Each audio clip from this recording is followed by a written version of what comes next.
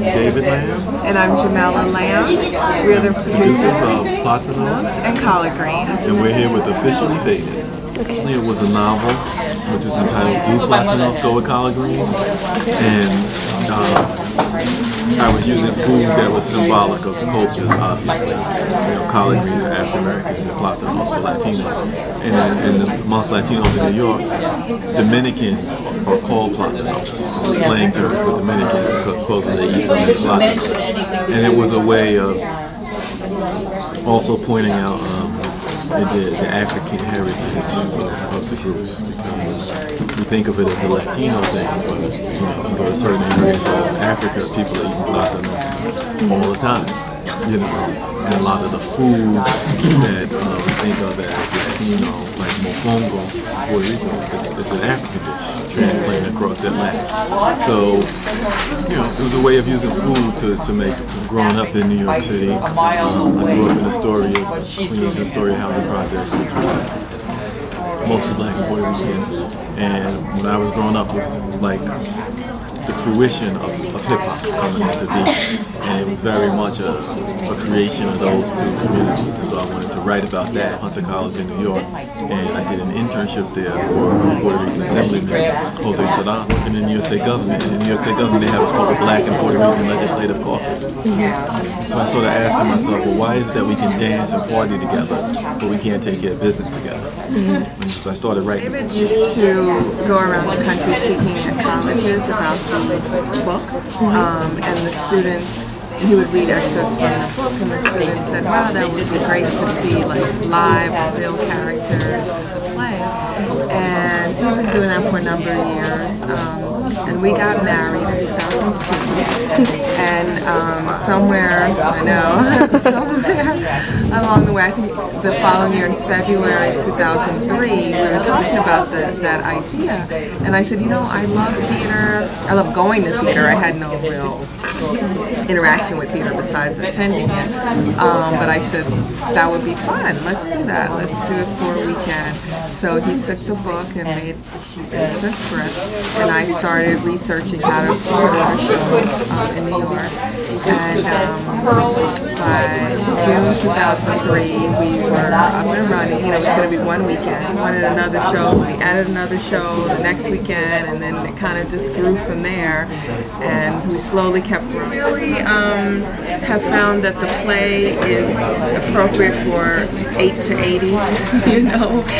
We didn't expect that because, as David was saying, it started out with the college market. We thought that would be our audience because that's who was familiar with the book and familiar with the story. But once audiences started coming, we saw how much different age groups related to different characters. And the play goes from the 60s to today. So there's some characters that the older folks relate to, and when the father's on stage, they're like, yeah, pops, And then the younger kids, there's hip hop in it, and so they relate to those characters. And it really is a play that it really is true that it's a play that everyone can relate to. In a sense, the play is, a lot of plays that have a lot of special effects, whatever. There's no there's no story there. And this play it's about the story. It's about the characters, about the words and what they're saying. And there's a lot of poetry in it between the characters, romantic poetry, spoken word poetry. Some raps in it, some intentionally corny, humorous raps actually, and so it has those elements of hip hop in it, and also the rhythm with which the characters speak. Is very contemporary, although there's also 1960s sort of cat in it. But then the roots of hip hop go back then, so you could tell. And so, it's in the way the story is told, the way the characters relate, and the flow of it, the rhythm. It always feels good to hear how much people like it and how it touches them. I mean, I shouldn't be, because people have said this a lot, but I still get surprised when after the show someone says, this is my third time. It's my favorite. But it makes me feel good that just how much people relate to it and how it touches them.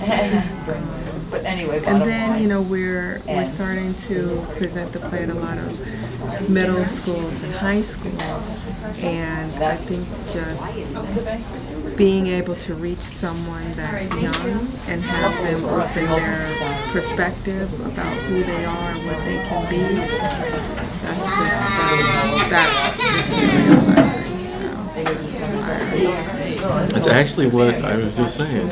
One of the things that, yeah, this is it. What do I like best about the playmaking process?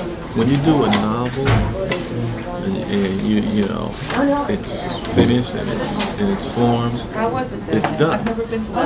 You know, that's it. But with a play, it's alive. It's alive. You know, it's always fresh if you're willing to look at it fresh. There's always something that you could tweak. There's always something new to discover, just in the way they say it. You know, there's things we started out doing one way, and now do another way, because we discovered it along the way. And that it's, you know, the whole process is fresh every day. Make sure you check out Platanos and Collard Greens. You can visit us at platanosandcollardgreens.com. And if you're in New York, you can visit Ticketmaster.com and come down to the theater and check us out. We guarantee it'll make you laugh 3, 4, 5 dozen times, and you'll leave saying, wow, that was deep.